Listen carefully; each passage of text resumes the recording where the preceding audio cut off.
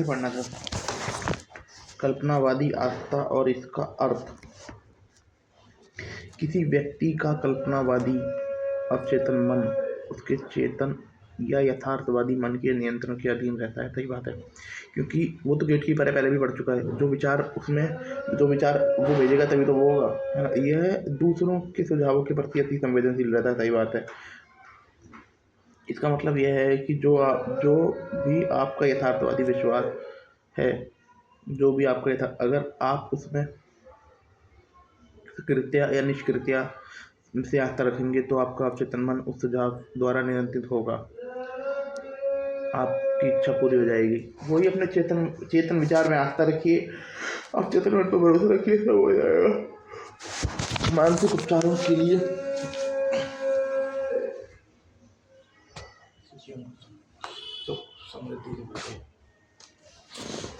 उपचारों के लिए विशुद्ध कल्पनावादी आस्था की जरूरत होती है।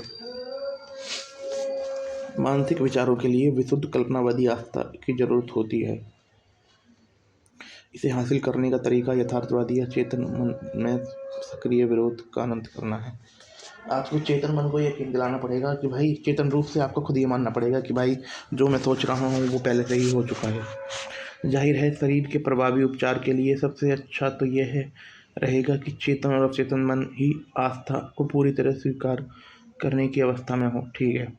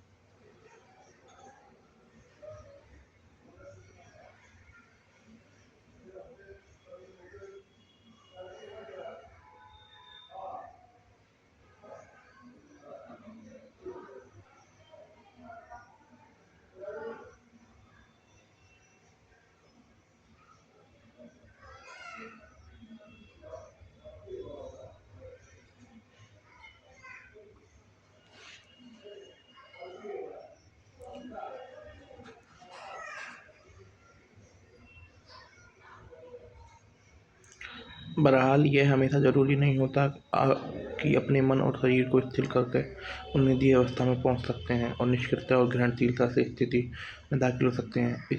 इस उन्नति अवस्था में आपकी निष्क्रियता कल्पनावादी छाप के प्रति ग्रहणशील बन जाती है। ठीक है, मुझे पता है। एक व्यक्ति ने मुझसे एक बार पूछा, ऐसा कैसे हो गया कि उस पादरी ने मुझे ठीक कर दिया? जब उसने मुझे बताया कि रोगी कोई जैसी कोई चीज़ नहीं होती और इसका कोई अस्तित्व नहीं होता, तो मैंने उसके एक भी शब्द पर यकीन नहीं किया। मुझे लगा कि वह मेरी बुद्धि का अपमान कर रहा है, लेकिन इसके बावजूद मैं ठीक हो गया। ऐसा कैसे हो सकता है? जैसा मैंने इस व्यक्ति को बताया, इसका स्पष्टीकरण आसान है। वह पादरी के शांतिदायक शब्दों से शांत हो गया। फिर पादरी ने उसे कुछ समय के लिए पूर्णता और निष्क्रिय अवस्था में जाने और कुछ नहीं बोलने या सोचने की सलाह दी। पादरी भी निष्क्रिय बन गया। उन्होंने आधे घंटे तक शांति से, धीरे धीरे, दृढ़ता से लगातार इस व्यक्ति को संपूर्ण स्वास्थ्य, सद्भाव और पूर्णता मिल जाए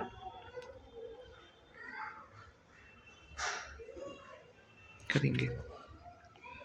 यह देखना आसान है कि उपचार के समय निष्क्रियता के कारण उसकी कल्पनावादी आस्था प्रकट हो गई। यह देखना आसान है कि उपचार के समय निष्क्रियता के कारण उसकी कल्पनावादी आस्था प्रकट हो गई। यह पादरी द्वारा संपूर्ण स्वास्थ्य के सुझाव उसके अवचेतन में पहुंच गए। दोनों कल्पनावादी मन तालमेल में थे। अगर इस व्यक्ति ने उपचारक शक्ति और उसके सिद्धांत को सही होने के बारे में अपनी शंका को उस वक्त उभरने दिया होता, तो विरोधी आत्मदाह के रूप में काम करता। उस स्थिति में पादरी के सुझाव बहुत कम असर दिखाते या बिल्कुल असफल हो जाते। बहरहाल उन्नति और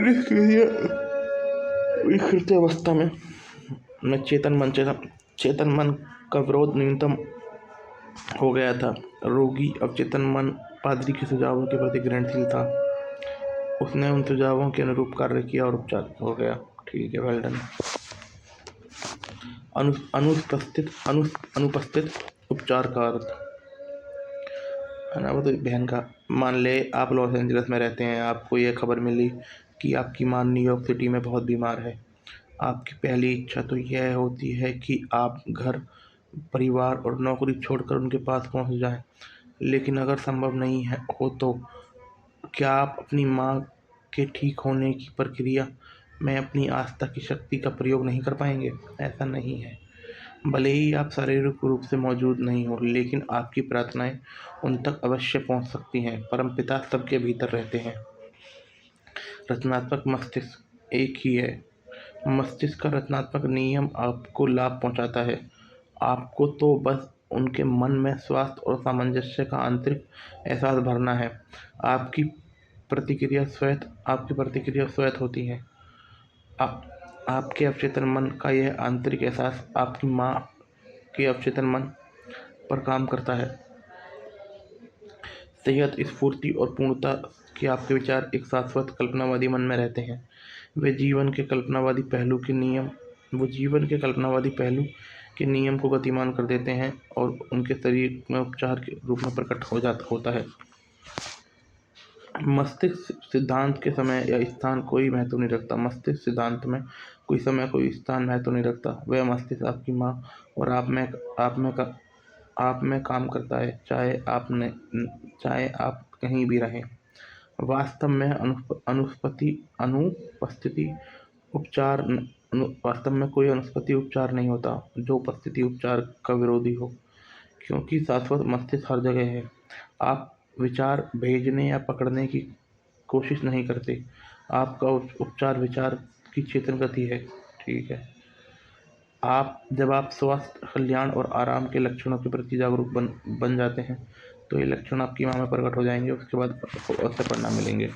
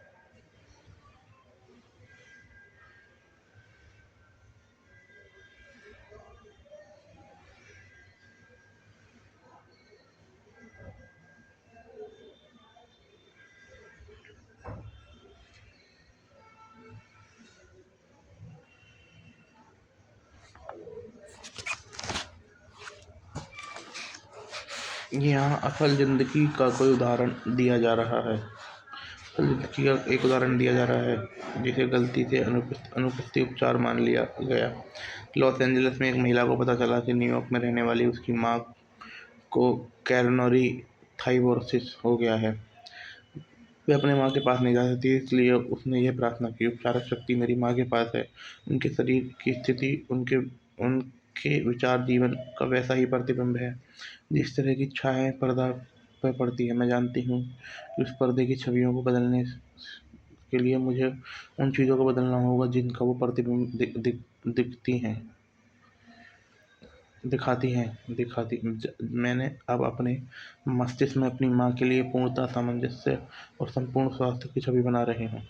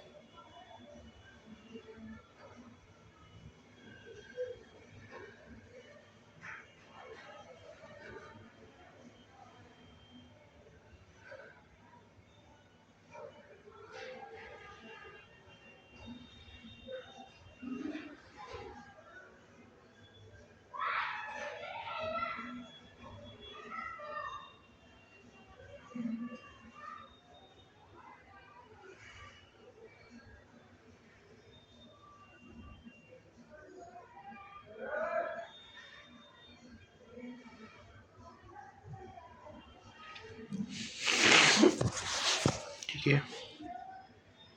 जिस असीमित उपचारक शक्ति ने मेरी माँ का शरीर और उनके सभी अंग बनाए हैं, वह उनके अस्तित्व के हर परमाणु में बह रही है और उनके शरीर की हर कोशिकाओं से शांति की धारा प्रभावित हो रही है। डॉक्टरों को दैवीय मार्गदर्शन मिल रहा है।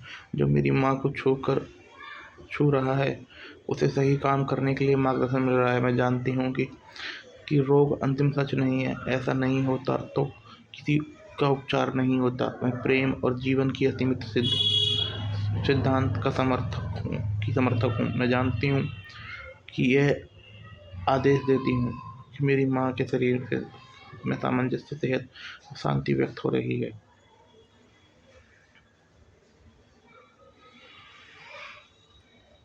उसने दिन में कई बार प्रार्थना दोहराई। कुछ दिन बाद उसकी माँ की हालत में उल्लेखनीय सुधार हुआ।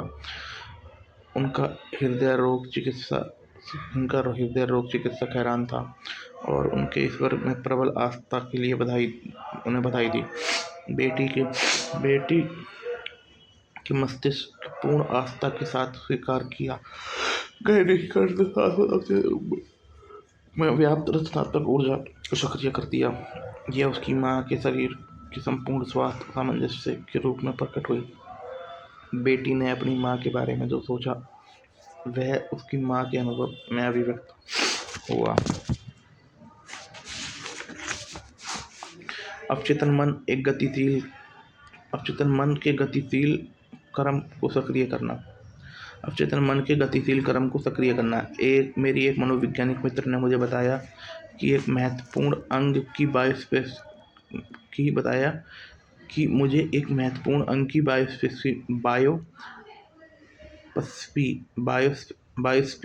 बायोप्सी में कैंसर की कोशिकाएं मिली हैं। डॉक्टर ने पीड़ादायक और खतरनाक उपचार का सुझाव दिया है। इसके लिए हाँ करने से पहले मेरे मित्र ने एक तकनीक आजमाई और हर रात सोने से पहले वह शांति और विश्वास जताती थी कि हर कोशिका, नस, तंत्रिकाएं और अंग अब पूर्ण दोष रहित और आदर्श बन रहा है। मेरे पूरे शरीर में स्वास्थ्य सामंजस्य दोबारा लौट रहा है। लगभग 1 महीने में उपचार हो गया। बाद में परीक्षणों में पता चला कि कैंसर की कोशिकाएं अब नहीं बची। मैं इससे बहुत प्रभावित हुआ, लेकिन 1 सेकंड।